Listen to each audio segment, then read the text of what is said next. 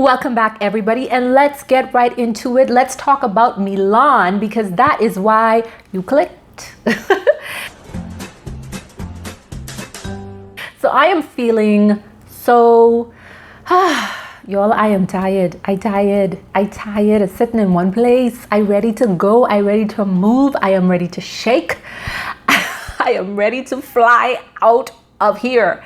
Like, I can't even explain it, guys. Like, I am trying my best to keep mentally sane, but oh, your girl ain't doing good. Your girl ain't doing good. Like, I am so ready to jump on a plane till it's not even funny.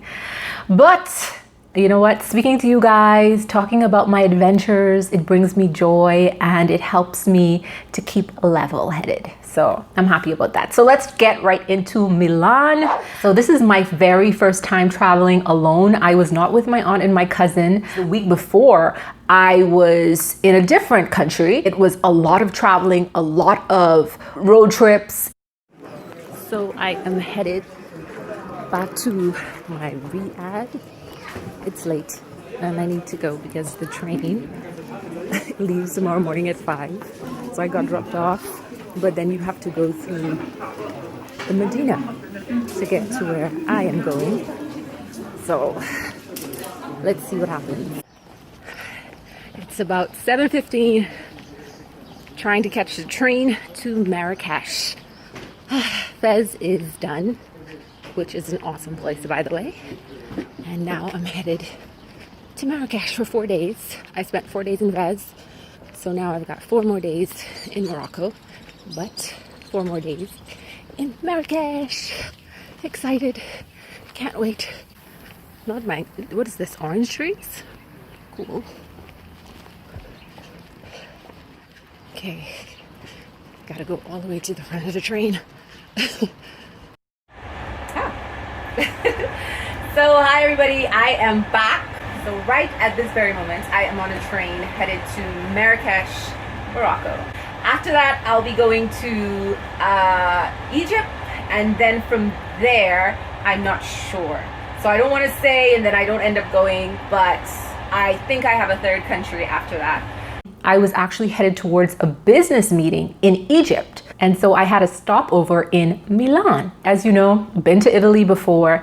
So I was super excited about stopping in Milan, even though the layover was like 9 hours. When I was a child, no, I lie. When I was like 13 or 14, I used to like read the 17 magazines and like Teen Vogue and stuff like that. And they used to have like, in the back, they would have the modeling agencies and they would have like a little strip, a little form that you could fill out and you could mail it. I didn't live in the States. In the Bahamas, you can't just mail things. But the address most of the time would say Milan, Italy. You know, that's where you would send it to. So when I land in Milan, you know, I thinking I reached. Because it's Milan. It is Milan. It is the fashion capital of the world. And so I am super excited at that point. So I get into MXP, that's the main airport over there. So I get into the airport and I buy a bus ticket from the airport to the central, I think it's the central train station.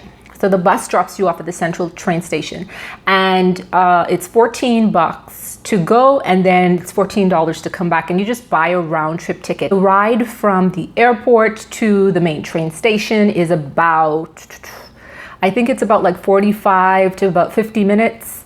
If there's traffic, definitely an hour and a half. So I have it all planned out. I have time. I'm so excited. It's Milan. I already have it planned out. I'm gonna go to the square. I'm gonna just go to the central part and then I'm gonna head back to the airport and catch my flight to Cairo. Because I'm thinking to myself, I have to make sure that I'm at the airport at least 3 hours in advance, you know? So I'm like, okay, this is awesome. I have 3 hours to do some exploring and maybe do a little shopping at H&M because you know, that's all it could be. But still, H&M or Forever 21 in Milan, that's still a big deal to me. So I get to the center and it's just, it's like, it's Milan, you know? So I go directly to Duomo Square and I start taking pictures in front of Duomo Cathedral because I'm like, I on a time schedule, I got to go.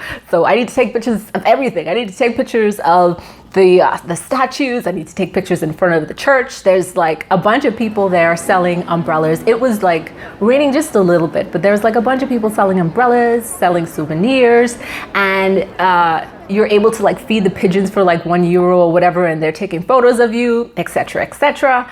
So I'm trying to like take pictures of everything because I gotta go. So once I was done doing all of that, I went and there's like this cute little restaurant right on the side of Duomo Square. And so I got something to eat. Man, I'm sitting there and I'm eating my ravioli, you know, my little glass of wine, and I'm just looking at the view. Listen, that day you could not talk to me. You couldn't tell me I wasn't living the life. So when I was done with that, I was like, okay, let me just walk around just a little bit. I saw an H&M. I needed some high-waist jeans. And so, because I'm like, I need some jeans, I need some boots because I'm about to go into the desert and I have no boots. So I go into H&M, got me some jeans, no boots, but that's okay because I just shop in H&M Milan.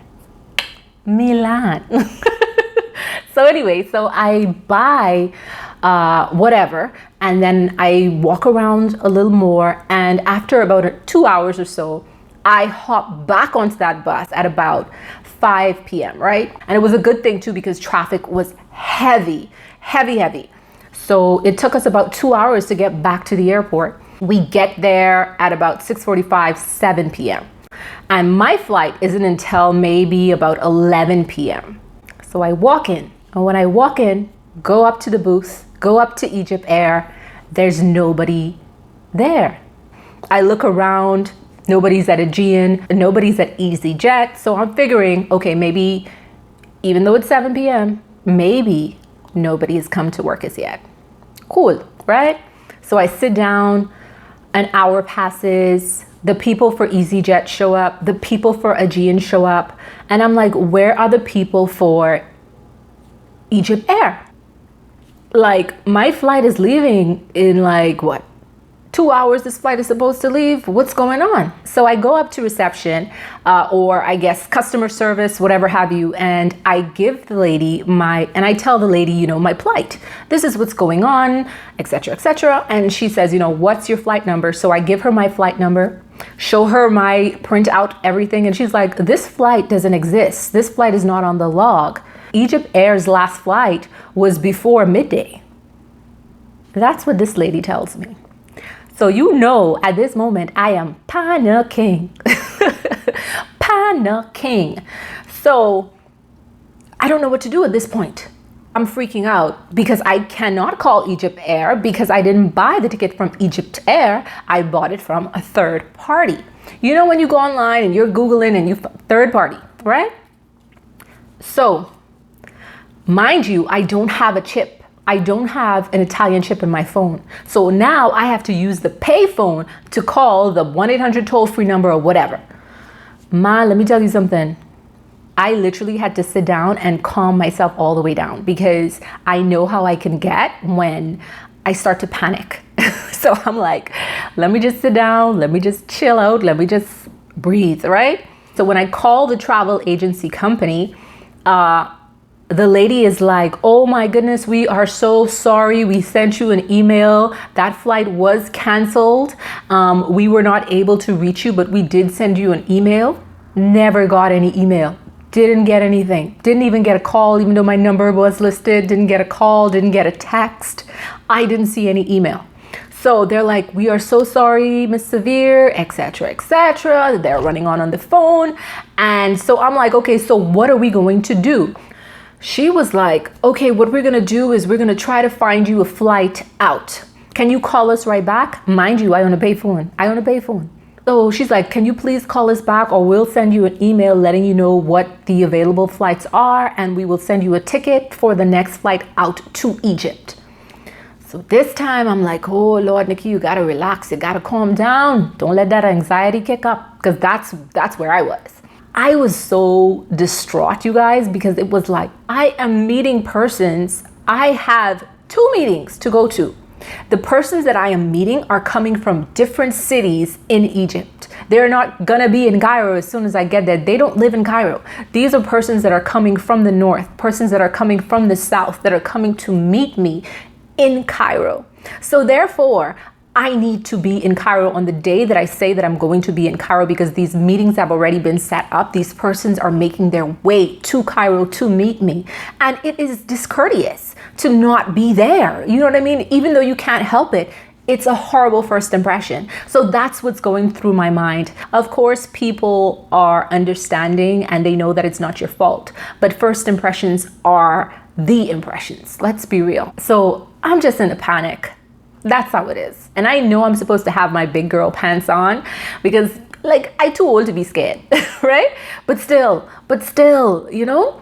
So I sat down, I waited 30 minutes, I called back on the pay phone. I call back. At this point, nobody's in the airport. Like nobody. People are cleaning up. It's time to go. So I call them back and they're like, okay, so there are no flights tonight. The next flight is tomorrow morning at about 11:30, and that is on Egypt Air, and that puts you directly in Cairo, right? So I'm like, okay, so are you guys telling me that you guys inconvenienced me?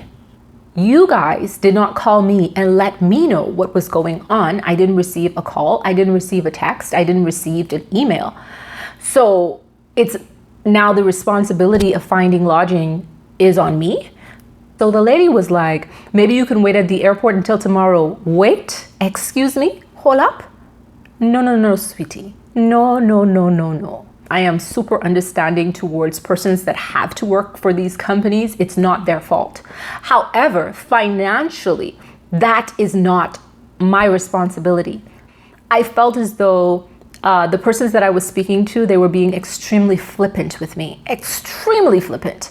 So I was like, is it possible for me to speak to a supervisor? Maybe, you know, they can authorize lodging, at least lodging, right?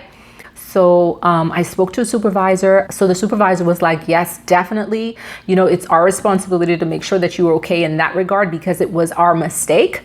And so they set me up in a hotel.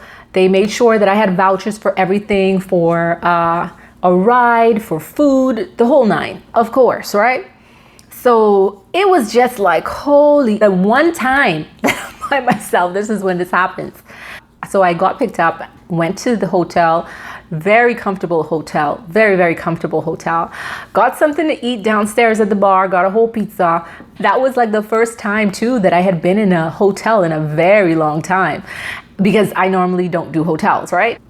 So I got into the hotel and I was grateful because I had been going before I hit Milan. I was on the road, I was in the desert, and it was just crazy. I was waking up at 6:30 every morning, 5:30 sometimes, and getting to bed at like 2 in the morning. Literally everything happens for a reason. I was able to just chill. My flight didn't leave until midday, so I left the hotel at about 9 or so, 9:10. And literally, I needed that rest. I needed that break. My bones were tired. And then the next day, my taxi came, picked me up, and then I headed over to MXP. And from there, got on my Egypt Air flight, and I was in Cairo 3 hours later, or 2 hours later. I think it's about 3 hours later or 2 hours later. I was in Cairo 3 hours later. So 9 hours turned into 48 hours, basically. Would I say it's 48 hours? Almost 48 hours. So 9 hours turned into almost 48 hours in Milan. People, I am somebody that is so meticulous when it comes to travel plans. I am checking in 24 hours in advance. I have everything printed out. I travel with a stack of printouts because I don't want to just have it on my phone, but I feel more comfortable having it, you know, organized in front of me on paper. And I was blaming myself because I was like, before I left to go to Milan, I should have called, and I should have called the company. I should have said, hey, what's going on? Are we good? Even though it was the third party's fault that they did not contact me, it was my fault as well because I was supposed to double check. People, double check. If you have not learned anything from this story, double check, okay? So that was my short stint in Milan. And listen, I consider it an actual trip, even though it was just a short time. To me, that was a trip because I must have gone through every emotion while I was there. If you guys have any questions, if you guys have ever had an experience like that, let me know in the comments section. Thank you guys so much for tuning into this week's vlog, and I will talk to you guys next week. Bye.